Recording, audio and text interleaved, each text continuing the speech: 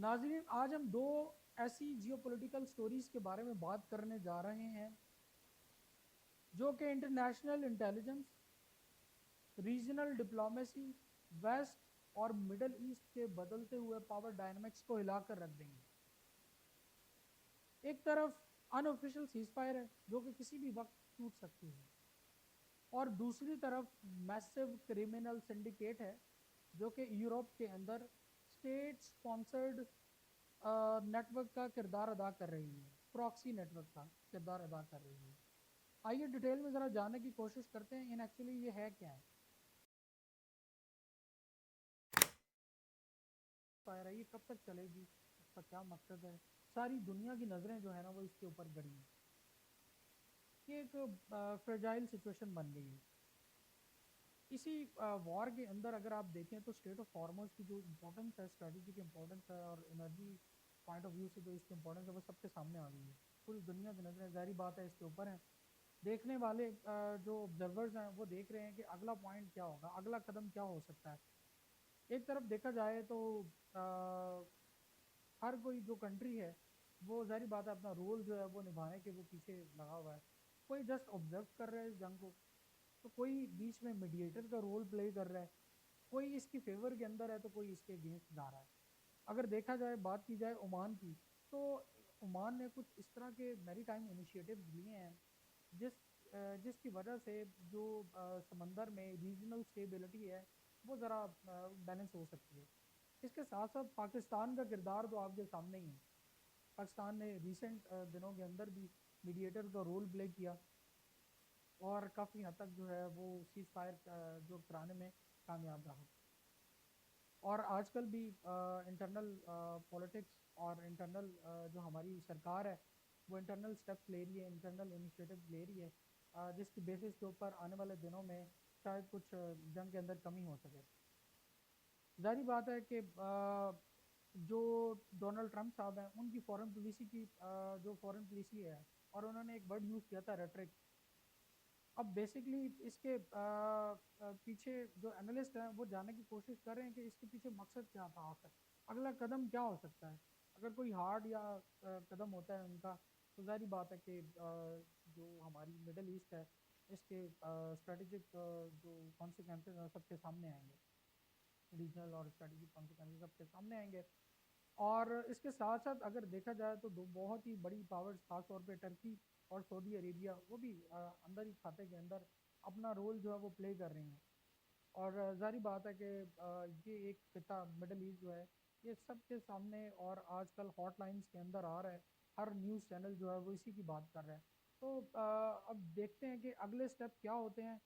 क्या हमारे जो ये स्टेट ऑफ हॉर्मोज है इसकी जो परमानेंट जो है ये सीज फायर हो पाएगा या नहीं हो पाएगा। ये बेसिकली अब डिपेंड करता है अमेरिका के ऊपर, डोनाल्ड ट्रंप के ऊपर, कि वो अगला कदम क्या लेते हैं। नाजरीन, जो स्टोरी का दूसरा हमारा पार्ट है वो थोड़ा यूनिक सा है। फॉक्स ट्रॉट नेटवर्क के बारे में कुछ लोगों ने सुन रखा होगा। अगर नहीं भी सुना तो मैं आपको कुछ थोड़ा सा उसका इंट्रोडक्शन करवाता चलूँ। ये नेटवर्क बेसिकली 2010 में स्टार्ट होने वाला एक ऐसा बदनाम ज़माना नेटवर्क है जिसमें इसको ख़ास तौर पे कैटेगोरिकली कहा जाता है स्वीडन क्रिमिनल सिंडिकेट। इसमें बेसिकली वायलेंट और टास्क करवाए जाते हैं। जो ड्रग्स वगैरह का माफिया है वो उसको इसके साथ जोड़ा जाता है, और भी कुछ इस तरह के जो चोरी चकारी हैं या कुछ इस तरह की चीज़ें हैं, गैंगस्टर्स वगैरह, ये सारी चीज़ें इससे मुंसलिक हैं। इनका जो मेन जो जो चलाने वाला जो बंदा है वो रावा माजिद है, और यूरोप से ही ऑब्वियसली इसको ये चलाया जा रहा है इस सिंडिकेट को। इनकी स्ट्रेटजी बड़ी जो है वो अजीब किस्म की है। ये नॉर्मली इनके जो गैंग के अंदर जो लोग हैं वो बच्चे हैं, कम उम्र जो लोग हैं, ख़ास तौर पे 15 से 18 साल तक के जो टीनेजर्स होते हैं उनको बड़ी आसानी से मैनिपुलेट किया जाता है, और फिर उनसे वायलेंट टास्क करवाए जाते हैं। उनको जारी बात है कुछ लालच दे के, पैसे की लालच दे के, और कुछ वैसे मैनिपुलेशन करके, ब्रेन वॉशिंग करके। सो बेसिकली ये सारा कुछ उनसे करवाया जाता है। आपने अक्सर मूवीज़ के अंदर भी देखा होगा कि बहुत से जो ग्रोह हैं वो बच्चों का सहारा लेते हैं, ख़ास तौर पे मांगने वाले जो गैंग होते हैं। आपने पाकिस्तान के अंदर देखा है, इंडिया के अंदर देखा होगा, और कहीं यूरोप के अंदर भी आपने इस तरह की चीज़ें देखी होंगी कि छोटे छोटे कम उम्र के बच्चे हैं, वो आप लोगों से वो भीख मांग रहे होते हैं। तो अक्सर औकात ऐसा होता है कि उनके बैकएंड के ऊपर कुछ इस तरह के वो क्रिमिनल माइंड लोग होते हैं जो उनको रन कर रहे होते हैं, उनको चला रहे होते हैं, पूरी ऑर्गेनाइज तरीके के साथ ये गैंग रन हो रही होती है। और बच्चों का सहारा क्यों लिया जा रहा होता है? क्योंकि वो बहुत आसानी से मैनिपुलेट होते हैं। मेरी इस हवाले से ना एक छोटी सी रिसर्च है। मैं बेसिकली साइबर बुलिंग डिटेक्शन के ऊपर मेरी रिसर्च थी, और इसमें बेसिकली मशीन लर्निंग के थ्रू मैंने डिटेक्ट करवाया था। तो मैं एक मॉडल ट्रेन करवा रहा था, उसी दौरान एक रिसर्च पेपर मेरे सामने आया, तो उसका भी मैंने रेफरेंस ऐड किया। और उसमें बेसिकली ये मेंशन था कि एक हमारा जो ब्रेन का एक पार्ट है, प्री फ्रंटल कॉर्टेक्स, ये बेसिकली 23 से 24 और 25 साल के बाद ही जो है वो बनना स्टार्ट होता है। तो नॉर्मली यही थिंकिंग पावर आपकी जो है इनहेंस करता है और लेकर आता है। इससे पहले पहले ये अभी मुकम्मल तौर के ऊपर वो बना नहीं होता, जिसकी बेसिस के ऊपर जो टीनेजर्स हैं वो सही तरीके से फैसला नहीं कर पाते, और अक्सर जो है वो जो है वो बहुत ही बुरे डिसीजन ले रहे होते हैं। और अक्सर आप लोगों ने देखा होगा कि ज़्यादातर जो सुसाइड अटैम्प्ट्स हैं वो भी टीनेजर्स ही कर रहे होते हैं। तो बेसिकली इनको मैनिपुलेट करना बहुत ही आसान है।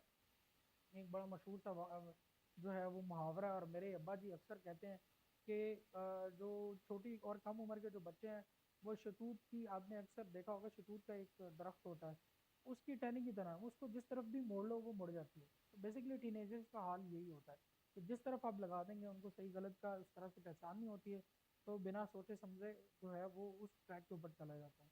तो इसको मैं इसलिए भी रिलेट करना चाह रहा हूँ कि अक्सर जो गैंगस्टर्स हैं, जो क्रिमिनल माइंड लोग हैं, वो बच्चों का सहारा क्यों लेते हैं? क्योंकि इजीली मैनिपुलेट हो जाते हैं और इजीली थ्रेट होते हैं, और उनको इस चीज़ की अंडरस्टैंडिंग नहीं होती। तो दैट्स वाई फिर वो जो है वो क्रिमिनल एक्टिविटीज़ की तरफ जो है वो बढ़ जाते हैं। और एक और भी कि इनका फिर लेट्स सपोज कि अगर उनको सज़ा भी होती है, तो जुवेनाइल की जो सज़ा है वो ऑब्वियसली एज़ कम्पेयर टू जो एक मर्द है, एक बड़ा जो बालिग बंदा है, उसके निस्बतन जो है वो थोड़ी कम होती है। तो इस वजह से भी ये यूज़ कर रहे होते हैं बच्चों को।